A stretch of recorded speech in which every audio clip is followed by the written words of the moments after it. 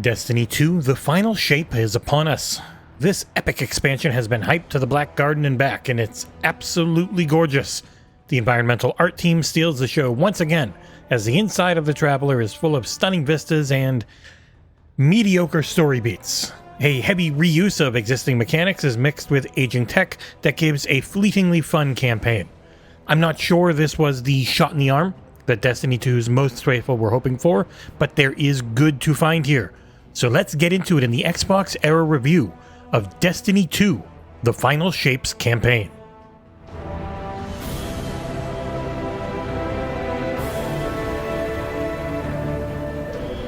I would say I'm on the more serious, though still casual side when it comes to Destiny as a franchise. I've logged thousands of hours between the two titles and owned every expansion they put out. Destiny 2, the Final Shape, isn't on the level of Rise of Iron or Forsaken for me, but it's still higher up there and good on the whole, being much better than last year's Lightfall.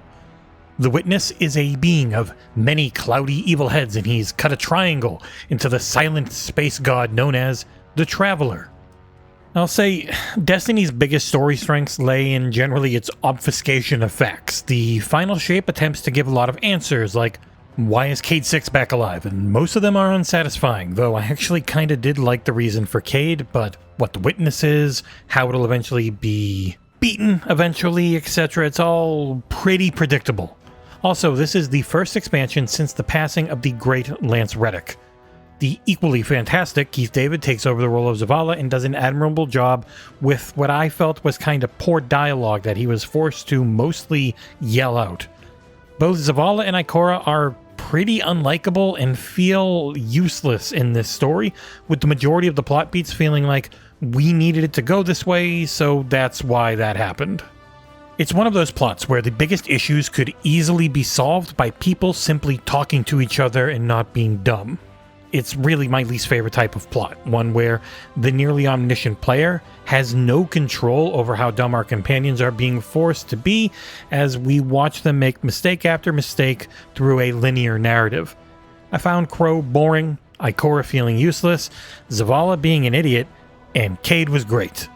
Nathan Fillion returns to voice him after Nolan North had taken over the role for a bit, and he puts it all into making Cayde as lovable as ever, and it really worked for me. What did not work are the quote-unquote new gameplay mechanics.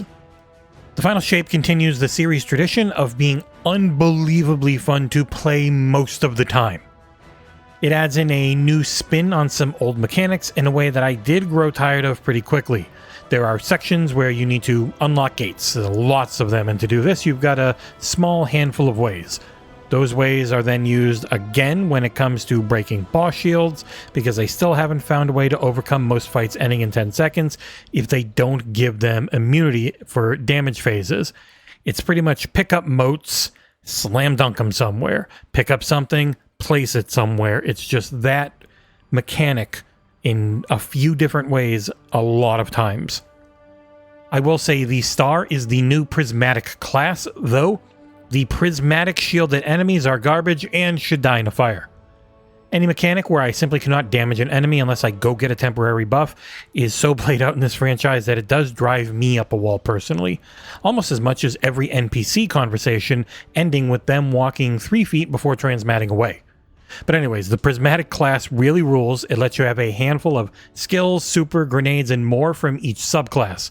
It also adds a light and dark meter that requires you to mix and match your weapon and skill damage types between light, which is arc, solar, and void, and dark, which is stasis and strand. It works well, though it can feel a little restrictive as you level and are at the RNG god's mercy for the damage types on your weapons. That light and dark meter goes pink when full and allows you to temporarily super prismatic charge all attacks, gain a different grenade, and is the only way to break the aforementioned prismatic shields. Whenever those shields are going to come up, you can be rest assured there's a well of prismatic light to stand on to quickly get your full buff, and while it was fun the first 10 times, the remaining 50 or so wore a bit thin on me by the campaign's end. But in the end, it's Destiny, and whether you're on a controller or a mouse and keyboard, few things feel as good for popping alien heads with a shot. There's a new enemy type, a couple of them actually, though one of them flies, which means they really suck. They're forgettable compared to the other races and like more of an afterthought than a new actual race to fight. Graphically, Destiny 2 The Final Shape has moments of absolute glory with some of the best environmental artwork I have ever seen in any game. There are some truly stunning vistas and locales mixed with an aging platform that's fallen a little behind the heaviest graphical hitters in some other ways. There's numerous textures that just don't seem like they're finished, as they're like Nintendo 64 level in quality, so it has to be a mistake, especially like some tree stumps. I don't know.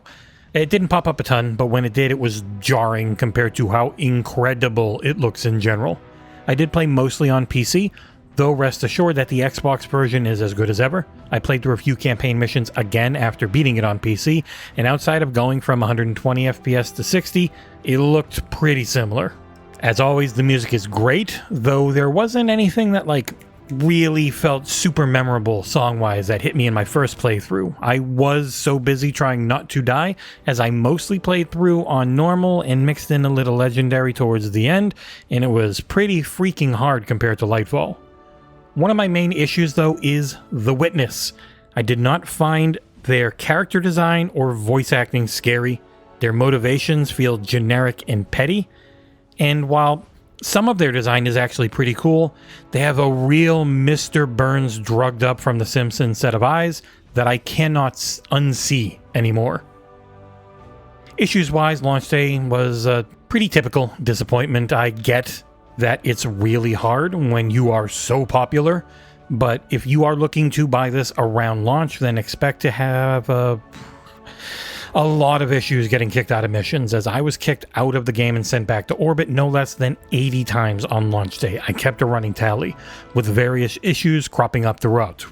When I was playing, the contacting server pop-up was nearly constant, with rubber banding being a big issue as well. In the end, I got it done, and a few days after launch, I'd expect things to clear up pretty heavily for the most part. This is just a review of the base campaign, which is going to have more content added to it pretty regularly after launch. As you know, reviewing live service titles is real tough, so make sure to just keep an eye on your favorite streamers or creators around this game post-launch if you're curious about whether you want to spend all the money on it, because this one's $50. Wrapping things up, Destiny 2 The Final Shape mixes incredible environmental art, very fun gameplay, and a compelling new subclass with a boring story full of predictable cliches. It's not the rebirth of Destiny 2 that some were hoping for, but it is still as fun to play as ever. If you felt burnt out, this expansion is not likely to change that. But if you want to ignore a kind of disappointing story and enjoy a gorgeous new area to play through with a plethora of fun new toys, then this one is worth checking out once the service issues clear up, if the $50 price tag doesn't scare you off.